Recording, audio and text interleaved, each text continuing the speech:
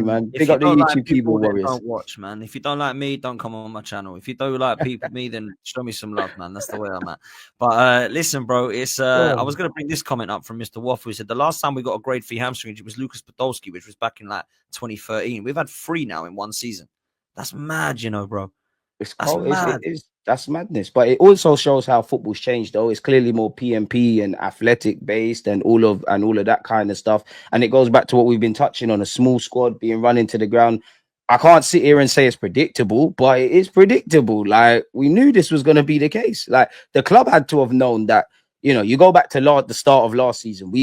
Or even the year before that, we aspired to be a team that can compete in all comps. So we entered last year. We had to be thinking about we need a bigger squad.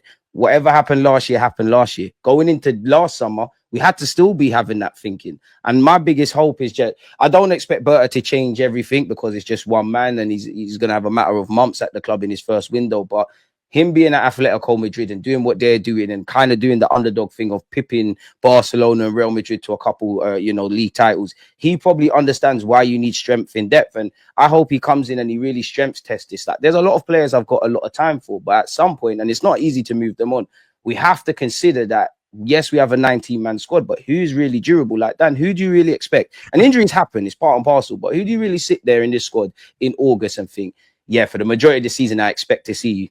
There's not that many, really. You expect to see Rice, you expect to see Saka, you expect to see Timber. Last season, bro, I would have said quite a few, but they've all got injured this season. This is what I'm saying. Ben White was one. Havertz was one. Saka was one. Those 4 are now been injured. But Gabriel was another. He's now done. Saliba would be the next one. Timber, Rice. These are the next 3 I'm looking at now with a question mark going, are you going to get injured next season then? Because you ain't got injured yet. Is it your turn? Do you know what I'm saying? You're not going to have much of a rest either. And it's not going to change because we all know pre-season or holidays for footballers is a myth. You might get a couple of days off to chill with your family and relax, but they're all flying out their personal trainers because they all want to be fit, because you know that if you don't stick to your diet and your training methods and that, you're going to go into pre-season behind, and you've already started on the back foot. And it's not going to stop going into actually not next season, but the season beyond that, because you've got the World Cup. You look at, I'm sure Chelsea and City are in the World Club Championship or something. Their footballers are going to play a hell of a amount of football across the summer, obviously going to the Premier League season, and then you've got a World Cup next year. So there's a wider discussion to be said about player welfare, but we can't change that alone. But what we can do is eradicate the lack of depth by signing some players. Facts, bro. Look, before we come into that, because I do want to touch on Berta and some of the links, let's move towards Everton and Real Madrid, bruv. Obviously, we spoke about the defensive issues at Everton.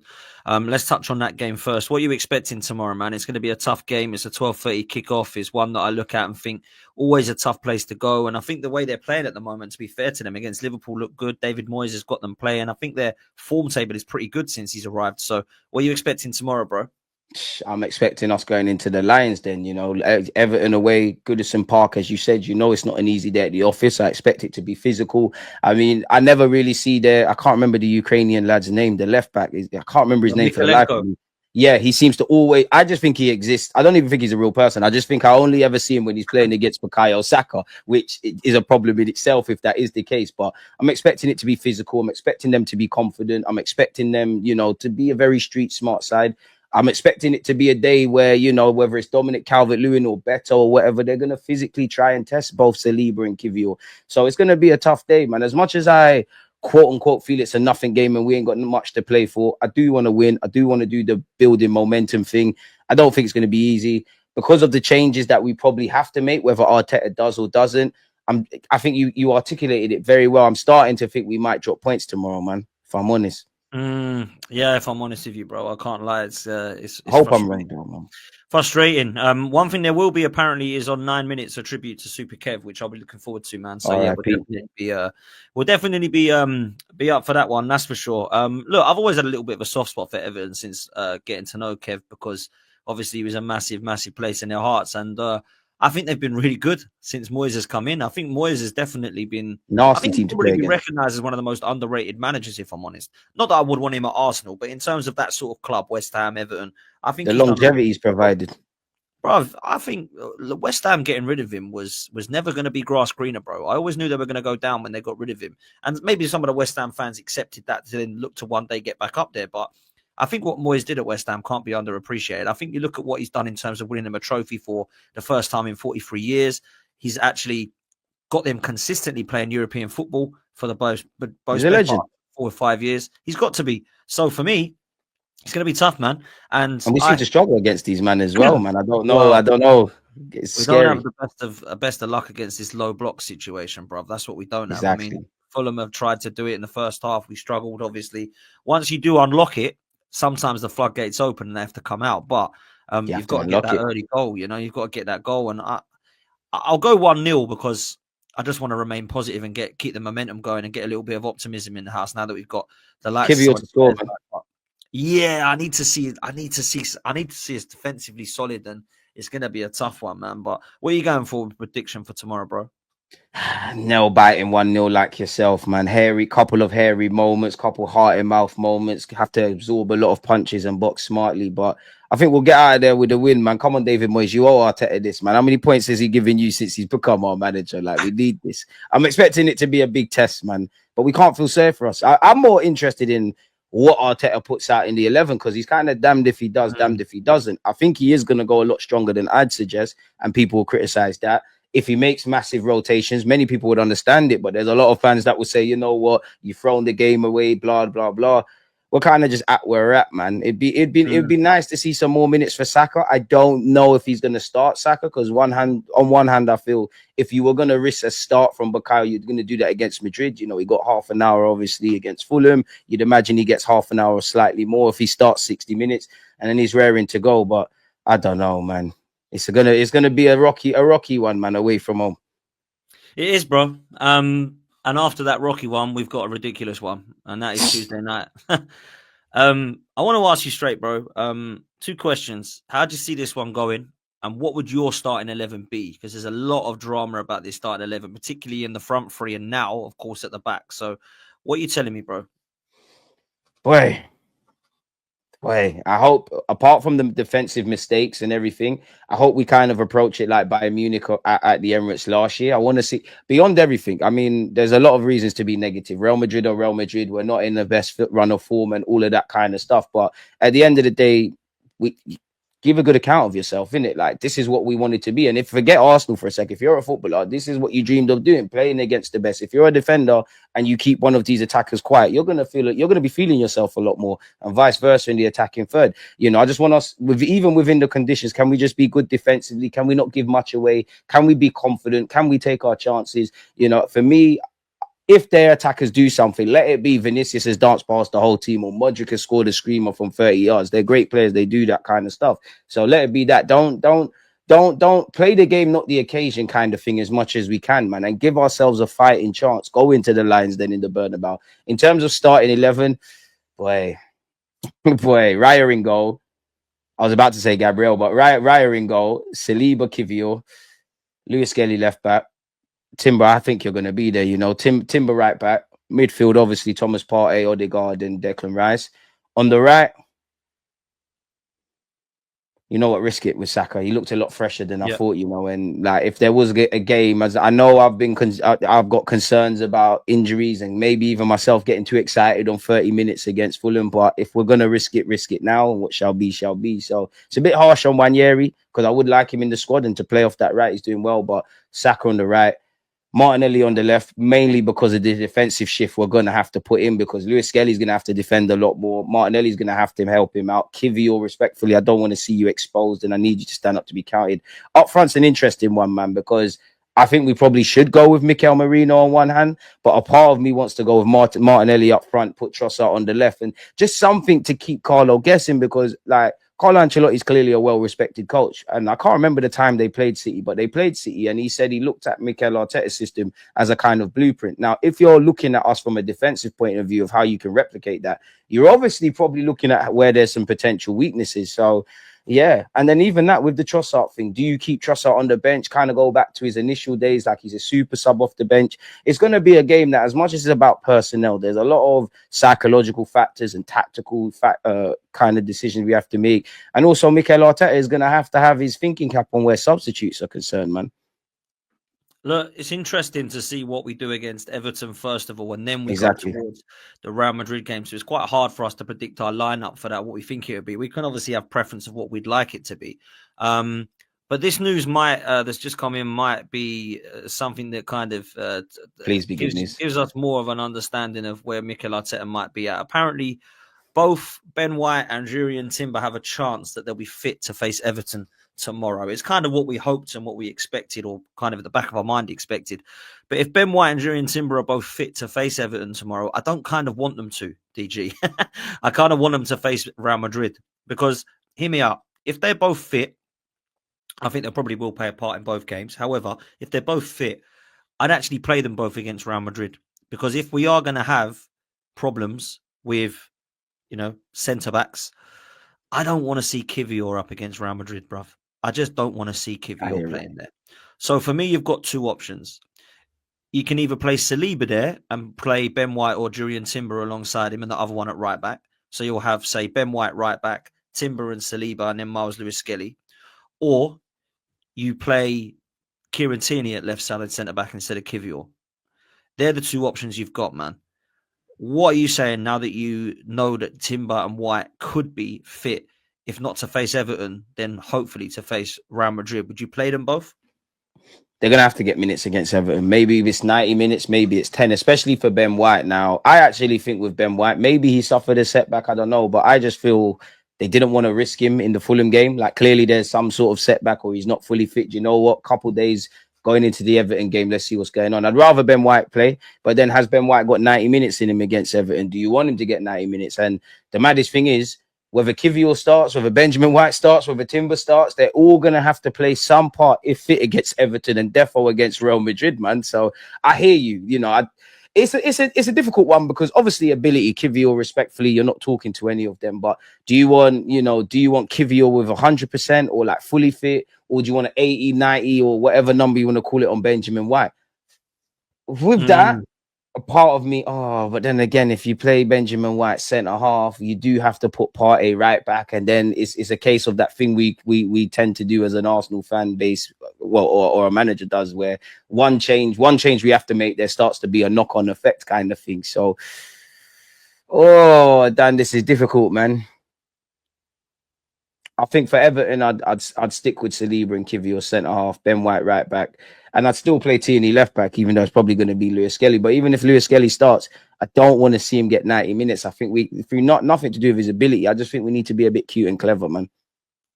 See, against Everton, I don't care if Partey's right back. I don't particularly like it. I don't think we're going to win the game if he plays there, but I'd rather him play there than against Real Madrid.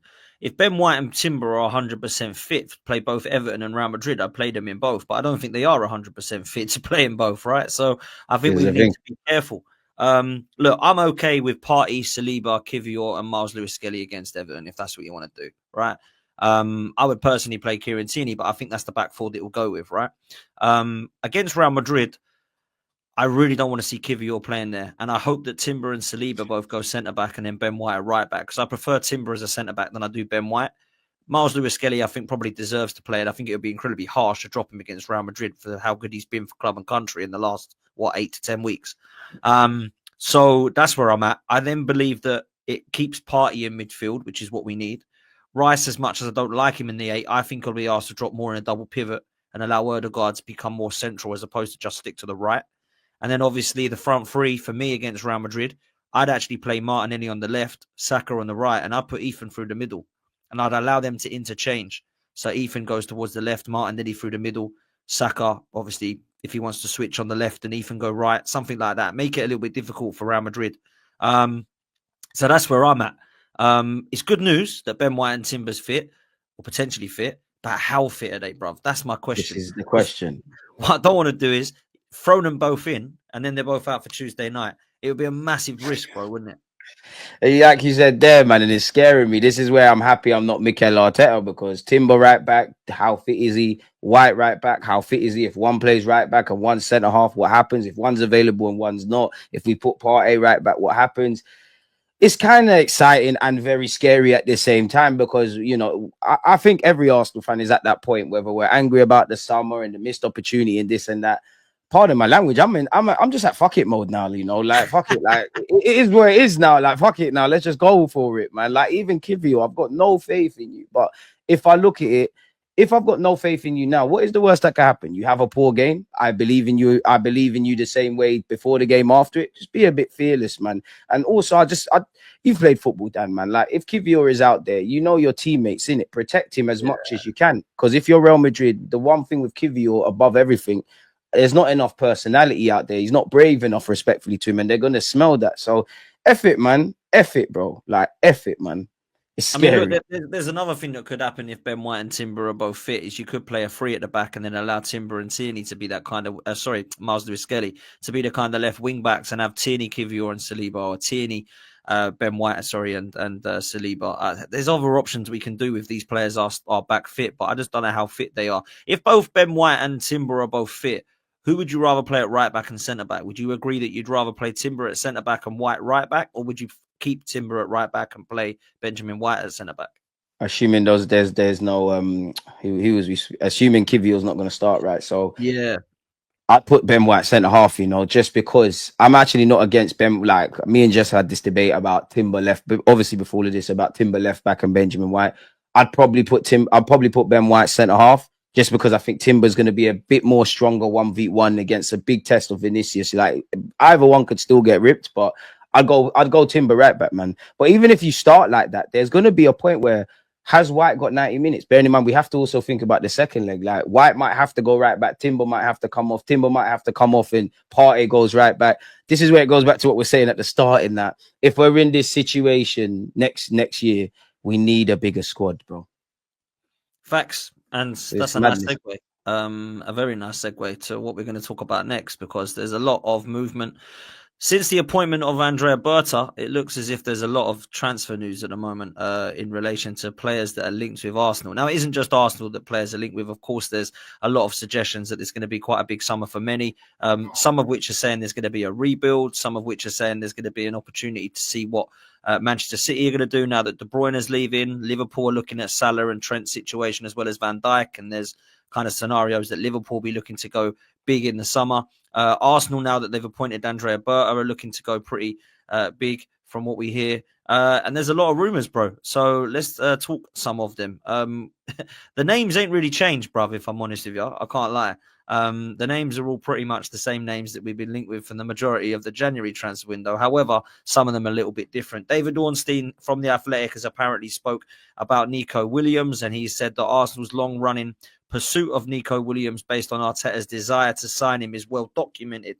A recruit in that position has been on the agenda for some time, and it remains the case. Clearly, it seems like Arsenal will try again, but this is a highly challenging deal to do, and therefore there's no guarantee that it happens. Williams is expected to be more open to a move in the summer of 2025 than previously. So David Ornstein's kind of pouring a little bit of cold water over the Nico Williams rumour again. Do you think this is a deal that will potentially happen, or do you think that we might have to move on to someone else if he is not interested? Like, would you genuinely believe he's not interested and wants to stay in Spain, bruv? It's a difficult one, man, because adding on to that, I'm sure there was reports either yesterday or the day before that Berta's met with his agent and whatnot. Now, everybody meets with everybody in it, so I don't know what you want to take from that. Of course, it's encouraging if Mikel Arteta wants the player, and I'm sure Berta, obviously, having 12 years at Atletico Madrid, he's either well aware of Nico Williams, or he's got people that whose opinions he trusts, that he can obviously get opinions from to see how good he is. Clearly, we need a left winger. I do think he's still a bit of hot and cold, and there's an element of rawness, but I've seen enough to say bring him in. You kind of said it there in the question, in that everyone's going to be interested in him. Like, we're not going to have a free run at everything. And what I want from Berta to do, and I know he will do it because he's isolated from the question marks we've had, by all means, if Nico Williams is your guy, go and get him. But if you don't get him, bearing in mind everyone's there, I don't know who the next option is, but pivot. Because again, we tried powder dry, no players that can improve us. These things can't be said next season. So bring Williams in. I mean, I don't know if he wants to sign for us, if he's going to wait it out and see if there's interest from a team he was linked with in Barcelona. Of course, Berta's going to have to try and flush some players out and get a hold of the wages in the next year. And he's going to cost his release clause, which I don't think we're going to pay up front. He's on like 200 grand a week anyways at the moment. You're not going to take a wage cut realistically going to Arsenal, being in London, and at 22, they're probably trying to get you to sign a 4 or 5 year deal. So I'm on it. Hope we get it. But as we always say, Dan, until he's holding the shirt saying I grew up watching Perez and all them players, how far does it go, man? Is there a left winger that you look at that you think would potentially be a better option than Nico Williams? Is there anyone in the Premier League, like maybe a Matoma, or maybe you look elsewhere at Lookman, or you think there's another player out there in the European leagues that could come and do a better job than Nico Williams? Or would you be quite happy with the signing if it happens? I'd be happy with Nico Williams, I'd really be happy with Nico Williams, man. I can't lie to you. I think that I've seen enough of him to think there's a player in there. I'd rather Mikel Arteta work with them kind of players than the Kai Havertz's, then the Sterlings, then we could have done with him in January, but a Marcus Rashford. I wouldn't be against it. I mean, in terms of a like for like left winger, like I more think if we can't get Nico Williams, can we just get another versatile attacker that could do a job there? That is a Semenyo, that is an Embuemo, that is a Kudus, obviously stronger in other areas. I just want someone that's going to share the burden that Saka has. Of course, I would love someone on the left-hand side that does what Saka does, but we need at least 50%. Because me and you both know if Saka's not getting the goals, we're in trouble. Whatever we say about Kai Havertz, which is testament to him and probably question marks about the club, he's one of our top goal scorers. And as much as I'm criticizing Martinelli and Trossard, you look statistically, them lot and Merino are up there for goals. Like goals win games, whatever way we shape it. So we need that, man. We need that. Yeah, we do. Reports suggesting that Nico Williams, if he does come to Arsenal, will probably expect to be placed in the same wage bracket as the Odegaards, Havertz, Rice and Sakas. They're all running around 250k a week. In order to join Arsenal, I'd expect that though. Like if he's coming in as a Euros winner with Spain, he's a youngster, he's a high kind of target for clubs. Chelsea apparently looking at him as well. I'd expect we'd have to probably put him on 250, not 150, DG. Do you know what I mean?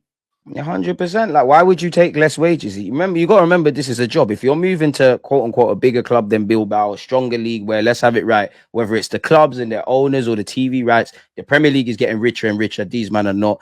It's business, innit? They're going to try and get you on a 4 or 5 year deal, regardless of where you're going. So why would you want to take less money? And then obviously, if you're his agent, you're aware of how much Kai Havertz, Gabriel Jesus, these men are being paid. You're going to say my client deserves that. If you're and then that's what we need to look at, because I don't know how much Gyokeres is on now and how much he will get if we do sign him.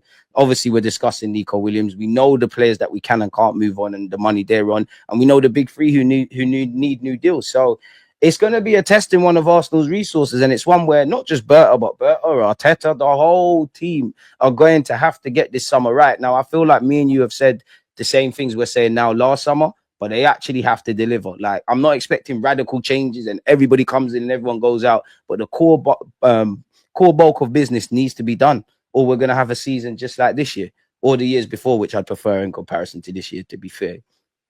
So madness. Facts, bro. Look, there's been talk on Arsenal bringing in players, but there's also a lot of talk, a bit of a mass exodus and a rebuild at Arsenal. And there's suggestions that could be starting this summer.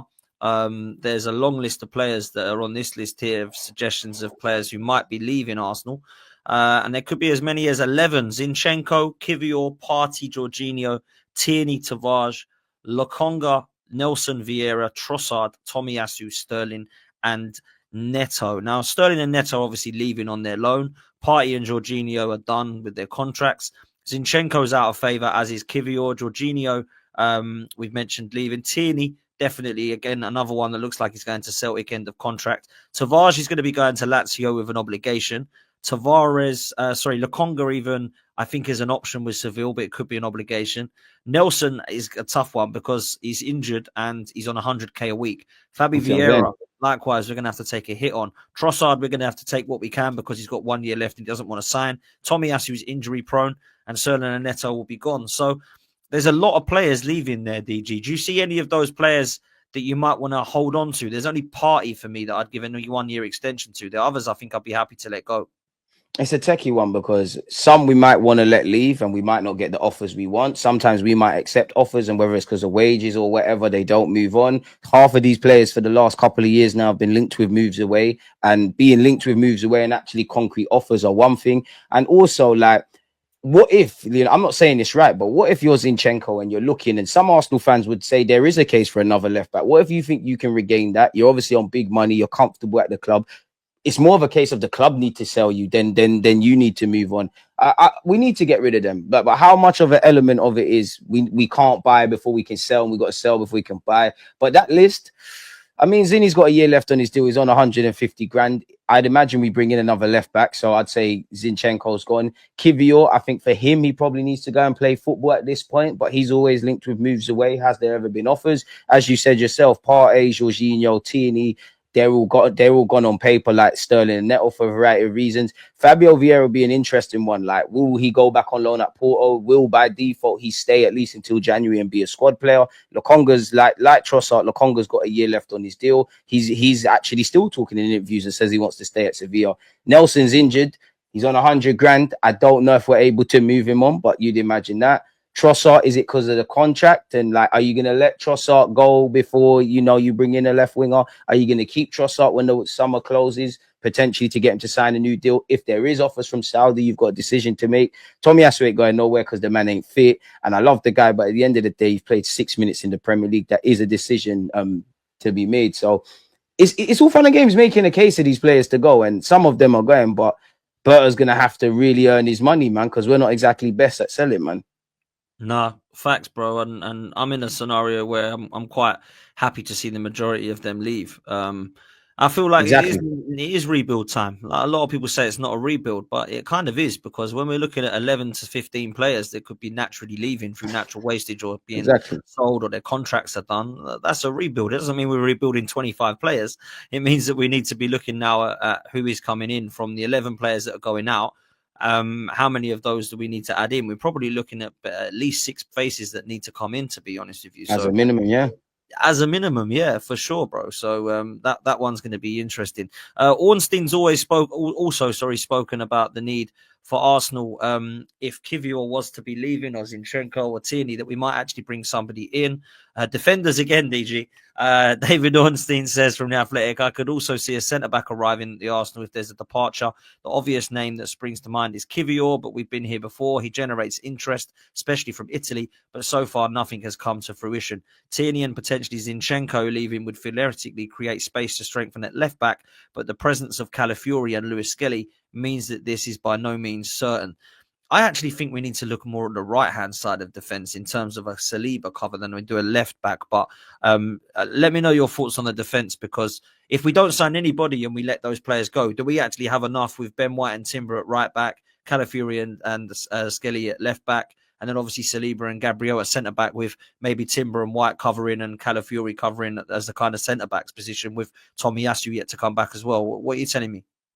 I think we need another defender. It's on brand. If Arsenal, in the last few years, if we're not signing goalies and defenders, then we're not having a summer window. I think whether it's an upgrade on Kivior, whether it's a more long-term option, I think there's a lot of moving parts defensively. Ideally, I would like somebody on paper like Tomiyasu or Timber, because they can play all across the back four.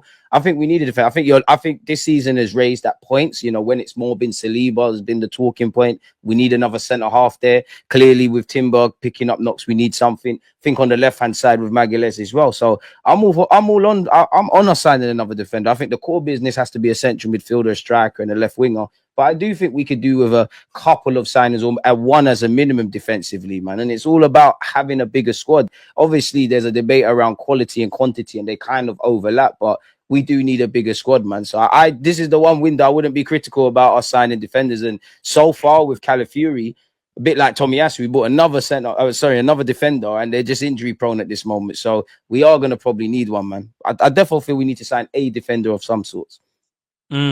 Yeah, I think that we do as well. And if I'm honest with you, I'm not sure if we will. Evan Ndika was being mentioned yesterday as someone from Roma that could come in and be a backup at £30 million. I think that would be good. Joel Harto's been mentioned as well, but I think he's probably Liverpool that want him, and Gyökeres is another one that Liverpool want, which I think would be a phenomenal signing for anyone, to be honest. So defence is not one that excites me, but I think it might be needed if we do sell 3 or 4 players. You can't be selling 3 or 4 and not bringing anybody in. I think that leaves us completely short. And we've already spoken about last summer. We have to learn. Exactly. We've got to learn from our mistakes, bro. 100%. I'm absolutely with you. Let's move to a position that we absolutely want to be discussing, and that is, of course, the striker situation. Now, I'm a massive fan of Viktor Gyökeres, and I've spoken about him some time now, and it looks like for the first time, we're being heavily linked with him for the last few days. This came out overnight. Arsenal have been granted permission from Sporting to explore personal terms with Viktor Gyökeres and his representatives.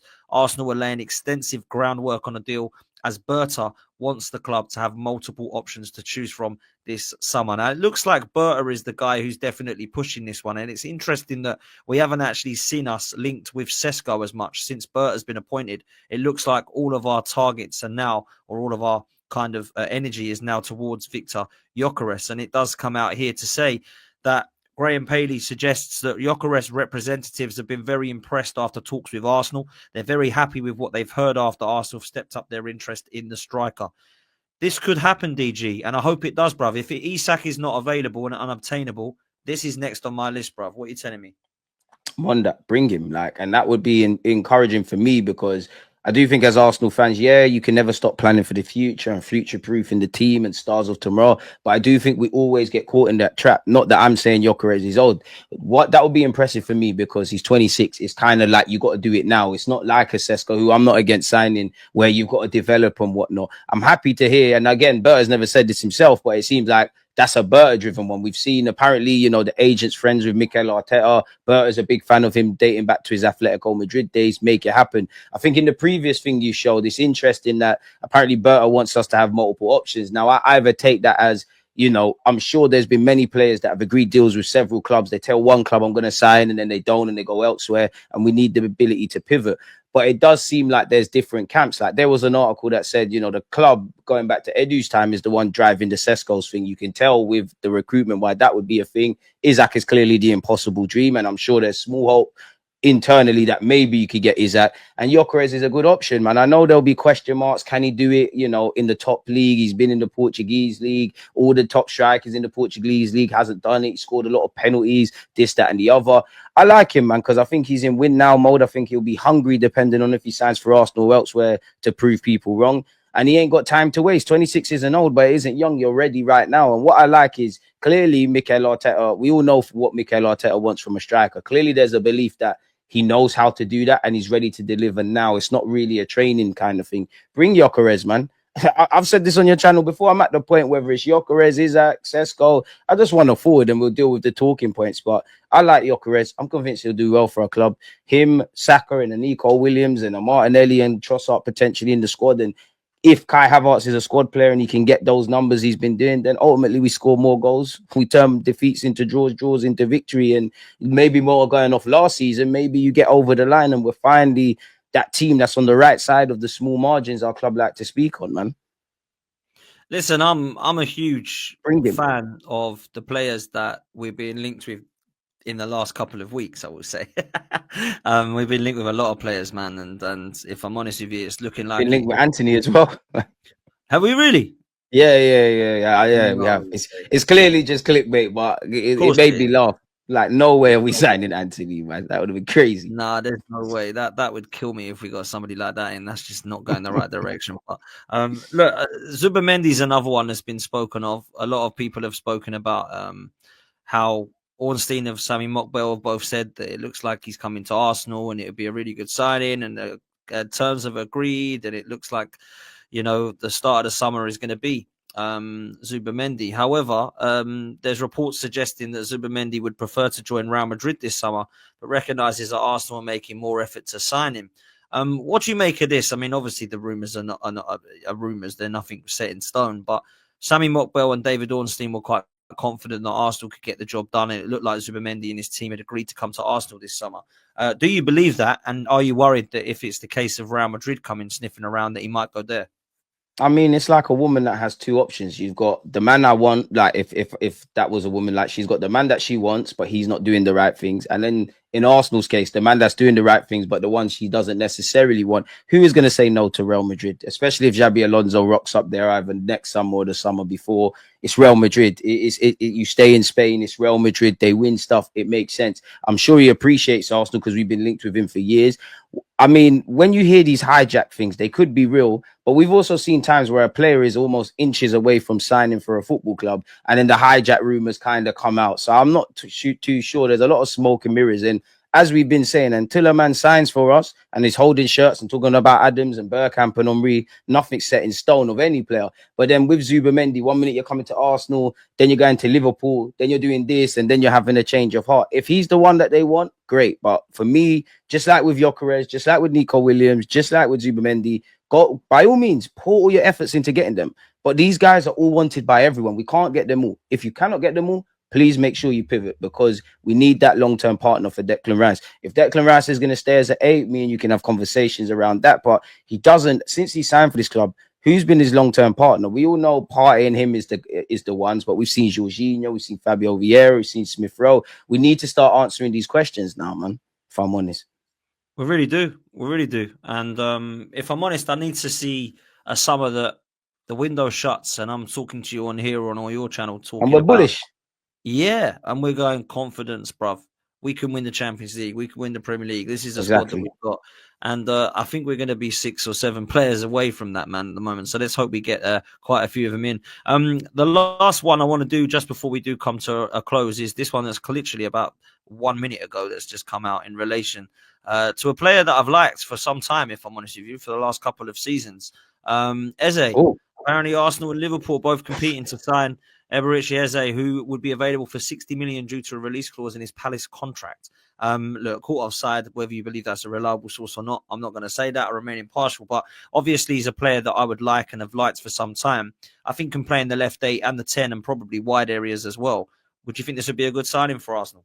I'm like you, Dan, man. You want to remain impartial. Rumours and what's going on in reality are two different things. But him being a former Arsenal player, him being an English international, him being relatively proven, his versatility, starmanship, bring him. I do think it's interesting, though, where you look at Gyokeres, Eze, Zubimendi, that Garcia lad, Nico Williams, and there's defo somebody else.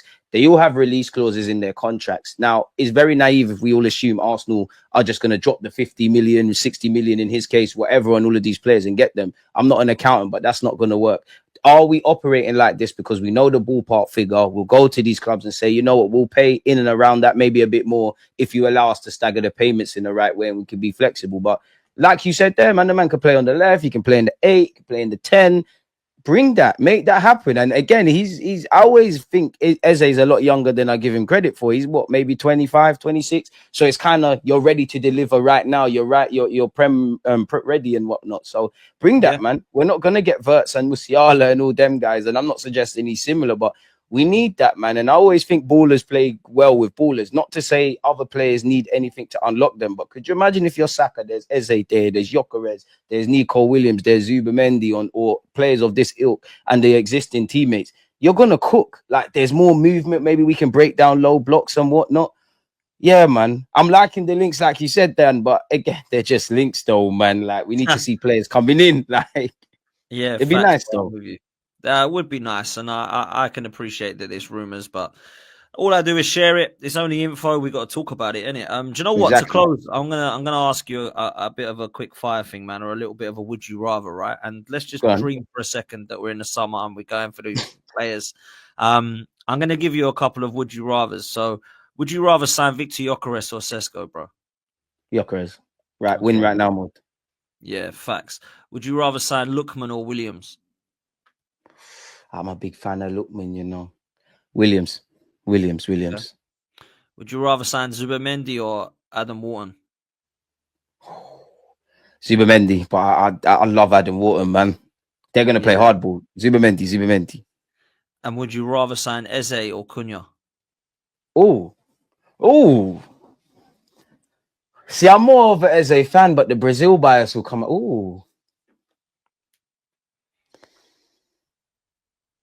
Eze, I think he kind of fits in a bit more. Like with Cunha, you can play off. Well, to be honest, you can say this all about Eze, but Cunha can play, you know, as a false 9. He can play in the Odegaard role. He can play off the left. But then, where would he be best? Or where would he get the most game time? Be off the left? Is that his best position? I'm not sure. I think Eze is more suited to a kind of long career on the left hand side, if anything.